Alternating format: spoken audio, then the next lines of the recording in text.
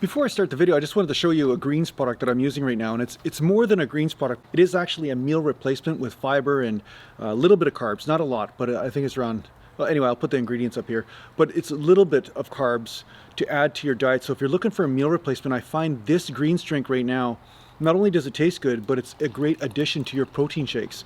So what I've been doing is just mixing in about 3 scoops of protein powder and then throwing in a couple scoops of this and mixing it up or whatever, and it tastes really good. So if you're like me and you don't really get greens in your diet a lot, or sometimes you skip, I mean, you might be eating organ meat or whatever, but you feel like, hey, maybe you want to benefit from having the enzymes and the different nutrients that are in greens in your diet, this is a great way to supplement your protein shakes and stuff. So that way you're not just getting straight protein, but you're actually getting some good greens and actually making a meal out of it.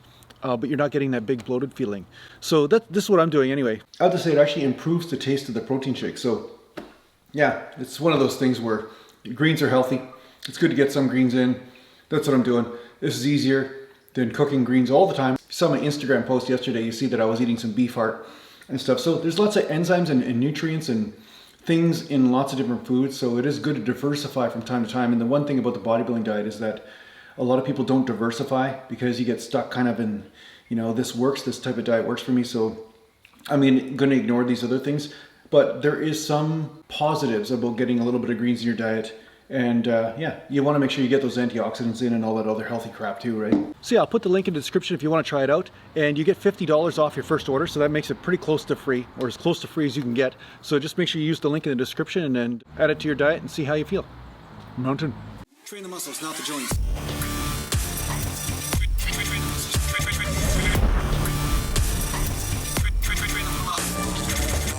Welcome back to Natural Gallant Bodybuilding, and today I'm going to talk to you a little bit about volume, or at least isolating a weak body part by itself. Now, I just had a comment. Somebody actually asked me a question. They said, hey Jason, you know what, is it a valid technique to do a 2-day split or a high frequency program most of the week, and then say you have a weak body part such as arms or calves or whatever it is it a valid technique for you to basically just take one day and just train that body part and do high volume on that body part? So say you find that your biceps or your arms are lagging behind. Then what you would do is you take that day and you do about 10 sets for biceps maybe, and maybe 10 sets for triceps, and just work purely on arms that day, and then go back into your high frequency training program. So I'd say this is a good experiment to try, because like I've said before, is that high frequency gives you a certain type of stimulus on the system, especially systemically. It gives your system a stimulus, which is very important for a natural bodybuilder.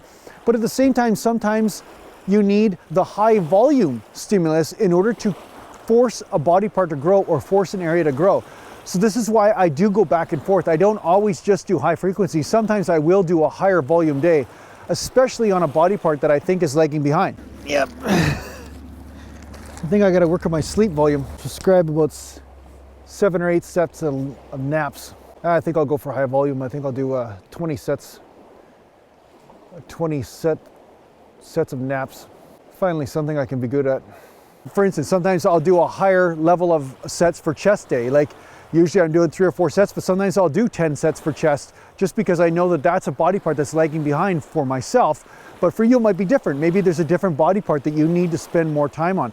So as much as I believe in having a foundational blueprint of a general training program that you think works for you, it's good to break those rules once in a while and really concentrate on those areas you think are the weak link, because like a chain, right? You can only be as strong as your weakest link. So sometimes you have to try multiple techniques in order to push that area into some sort of growth. That's a mini mountain. Mini mountain right there. It's not a big mountain, it's a mini mountain. I think that rock needs more volume. That rock might need a little bit more volume to grow so that it can become a big mountain like that. I think it may have a volume deficiency. There's a possibility of that. And then let's not even talk about that guy there. Let's not even talk about him. He's kind of insecure, and he's in the background. He doesn't want to be in the shot, so I'll just honor that and concentrate on the guy in the foreground. Now, the reason why sometimes you wouldn't want to do high volume for everything all the time is because, like I said, sometimes that throws your frequency down. And so this is why a 3-day split or a 4-day split isn't necessarily the best thing for me to do most of the time. So that's why I still believe systemically for myself, a more higher frequency training program is better. And then from there, I find out what the weak link is, and then I'll maybe just do a day and concentrate on that body part and just, you know, really push it into a deep level of fatigue. And this way I get the best of both worlds. I get the best of frequency training, and then I get the best stimulus from high amounts of volume where it is needed, when it's needed, right? It's really up to you how you manipulate the rules of training. But what you're gonna find is that different types of training protocols will reveal different things about your physique and about what works and what's not. And yeah, if something's not working, then you may need to change something up for that area of your body in order to get that area to grow. One day you'll be a big mountain too. One day, and everybody will walk on top of you and say, mountain. So I hope this helps you out in your training. Thanks a lot for watching. If you need to get a hold of me, just go to naturalgallantbodybuilding.com, and thanks to the Patreon supporters, and take care for now. And I just burned my eyeballs on the sun that's reflecting off the water. That's brutal. Don't do that. Mountain. Yeah, that sun there, that'll burn your eyeballs out. Don't look at that.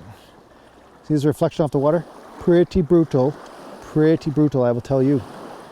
I don't even know if I can see anymore, actually. I'm not really sure.